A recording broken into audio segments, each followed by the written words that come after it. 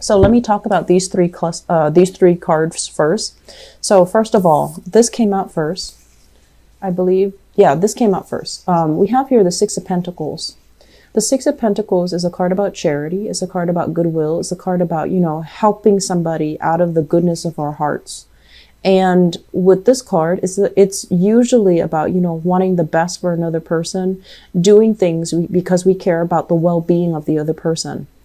And when it shows up in the reverse position, it usually indicates a situation where things are lopsided. One person gives, the other person takes. Energetically, it could be very lopsided, where one person talks and talks incessantly about, this happened to me at work. You know, look at what my boss did or my coworker did. And they never once asked you, how was your day?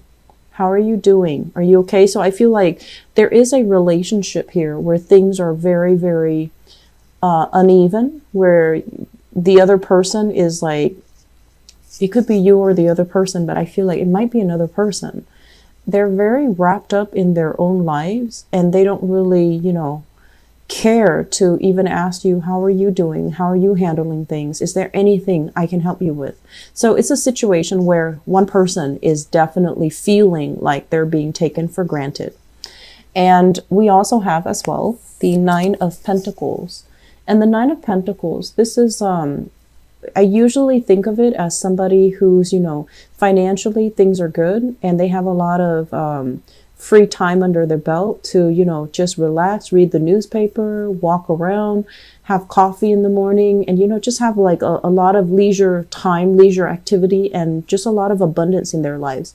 In the reverse position, it feels to me like this month is happening very fast. There's more responsibilities. There are more stressors. There are more things happening in your life where it's really reducing the amount of free time that you have. And as a result of it, when you are stressed out, Virgos, let's not lie, you tend to get very grouchy.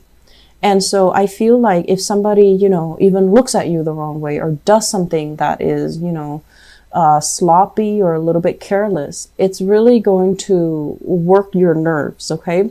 So if things are very imbalanced, if you're living with another person, like, if you live with a significant other and they never, ever, ever, you know, do their laundry, pick up after themselves or do the dishes, this is the month where you're just like, you know, I work all day, I come home and the dishes are never done. What do you do at home? So I feel like these remarks will start to come out.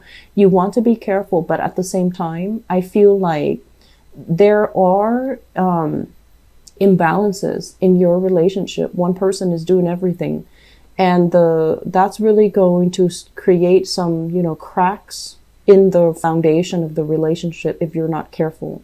It could be you or your partner, and I honestly feel like it's going both ways. And so one person is feeling a little bit underappreciated and the other person might feel like, I just feel like, you know, it's lack of consideration. It's not malicious. It's not intentional. It's just there is an imbalance here that needs to be rectified. And if this is an ongoing problem, I feel like many of you are going to be like, I don't want to deal with this. I'm going to go hang out with my friends. I'm going to go and stay with my mother. I'm going to go stay with my father. I'm going to go stay with my sister. Whatever the situation is, I feel like you're kind of shaking your hands off it. You don't want to deal with it. And you also know that if you deal with it, your tempers will flare up.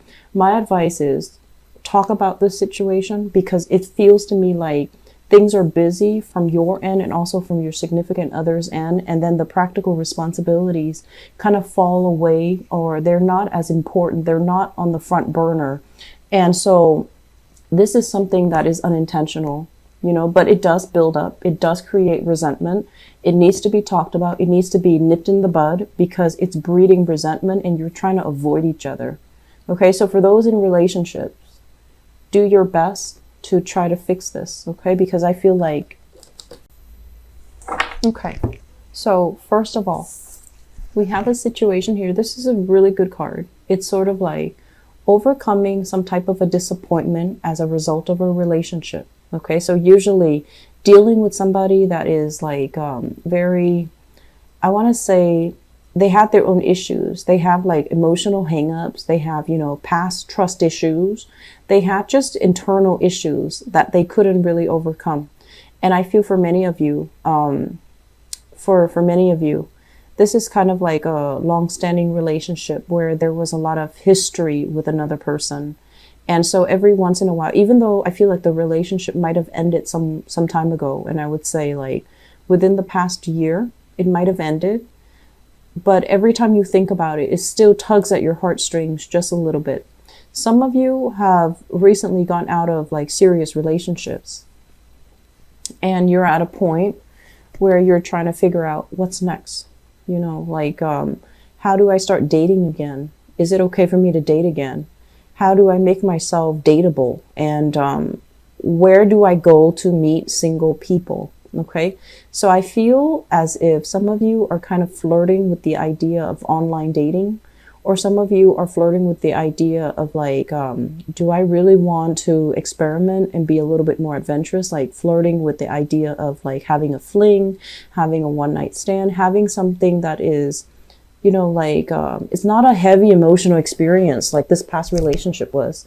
And you're still very shy. You're still, you know, flirting with the idea, but not really making a move, not really taking the steps in order to do that.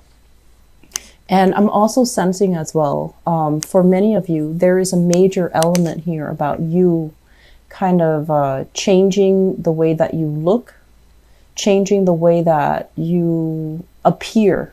So like, possibly, I feel like possibly, you know, going under the knife, making yourself look a lot more, I just feel like, you know, cosmetic surgeries, elective surgeries, fixing the way that you look because you feel like it would make you a lot more competitive in the dating market, because you feel like competition is fierce and you feel like there's a lot of competitors that you have to kind of like go up against. And so I do see, this is usually when I think about surgery. So I do feel like there are things like, you know, you're trying to overcome when it comes to body image issues. Am I pretty enough? Am I attractive enough? Am I fit enough? Am I in shape? Am I wearing the right clothes? Am I, you know, going to stand out when I start dating again? And it's been a while where you're kind of like in this state.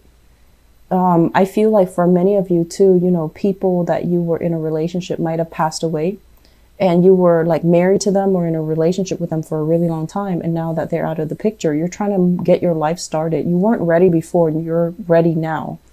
And you're fearful about how aggressive people can be. And you're also fearful about the competition. And so you're doing some things. And I feel like, once again, positioning yourself to be in a position where you're very attractive. And I feel like you're going to go ahead with all of these plans to make yourself a lot more marketable and a lot more, they're saying like pleasing to the eyes. Okay. For some of you, I feel like if you are dealing here with a Cancerian person from the Chariot. So sorry, this is the Chariot in the upright position. If you're dealing with a Cancerian person, what basically this denotes is that you have somebody that is, you know, really trying to work with you. I feel like they really care about you. There are differences. They're very wishy-washy, right? And they can be very frustrating, but I feel like this is the month where they start to really, you know, tell you, I really want to be with you and I really want to make things work. What do I need to do to make things work? So I feel like there's some truce between you and this water sign, Cancerian person, because I feel like if in the past you weren't sure how they felt about you, they were dealing with a lot of things in their own life. They weren't ready, or they were just dragging their feet, not really clear, not really sure until you put your foot down. And now they're at a point where they're able to have a lot of success in their life. Things are going their way and they're coming back in order to make things work. Okay, so it looks very, very good if you're dealing here with a Cancerian person. For those of you in stable relationship, so this is basically a marriage, a long-term relationship, something that is stable where you kind of know each other, you know, like ins and out. You know each other in a very, very deep and in a very intimate way. So if you are in a relationship with another person, I feel like there might be a third party kind of like affecting the relationship. Not that they're able to interfere and get in between, and not that your partner is stepping out on the relationship, or you are stepping out on the relationship, but there's somebody kind of like looking in from the outside, wanting what you have, you know, wanting to be a part of the relationship, wanting to have the relationship with you, or wanting to have a relationship with your partner. So we have here a water sign, and I feel like this is different from that Cancerian energy that I felt earlier. So this is a Scorpio, Pisces, Cancer. It shows up here as the Queen of Cups in the reverse. This is somebody who's not overly emotional. So even if, you know, they come across as a water sign, or natally they're a water sign, I just feel like they're not like extremely emotional. They might have difficulties when it comes to expressing their feelings. They might also want things that they can't have. So I feel like one of the reasons why they're drawn to you or your partner is because you or your partner is not available to them. So it's like wanting things that they can't have, being a little bit petty, being a little bit, you know, immature when they approach love and relationships. So I feel like you have somebody that is on the outside looking in, wanting what you have, or wanting to be with you, or wanting, you know, that stability in the relationship. But they themselves, there is a little bit of work that needs to happen from their end, because I feel like they might be, they want what they can't have. So once they have it, you know, then they're not going to want it. So I feel this energy here. You want to be a little bit careful. If this is somebody that you are well aware of, keep your distance, okay? Not because I don't feel like they're malicious or evil or conniving or anything like that. I just feel like it's needless drama. It's drama that can be easily avoided. So we have as well the Lovers card. So I feel for those of you in relationships, stable relationships, things are very, very, very good between you and your partner. And I'm also sensing as well that not only, you know, is there a lot of stability, a lot of trust, there's also a lot of passion and chemistry. And you both are, you know, clearly different, like night and day, but things are able to work. You complement each other well. And I feel like, you know, at your worst, when you're at your worst, the other party knows how to cheer you up. And then when they're dealing with their own things and they're operating at their worst, you know how to lighten the situation. You know how to tease them and to kind of like allow them to come out of their somber state. So I feel like there is a lot of solidification when it comes to like having faith in your partner, getting married, buying a property together, buying a house together. One person is hesitant and they're still dragging their feet, but then both parties are on board. Both parties have a lot of great faith in each other. So I feel like this third party is not like, you know, wedged in between like this. I feel like he or she is on the outside looking in, wanting what you have, wishing that they could have what you have. So it's more like admiration, but also a little bit of envy. Okay. It's not a completely like just straight envy where they want to tear you apart. I feel like they admire the stability of your relationship. Wow.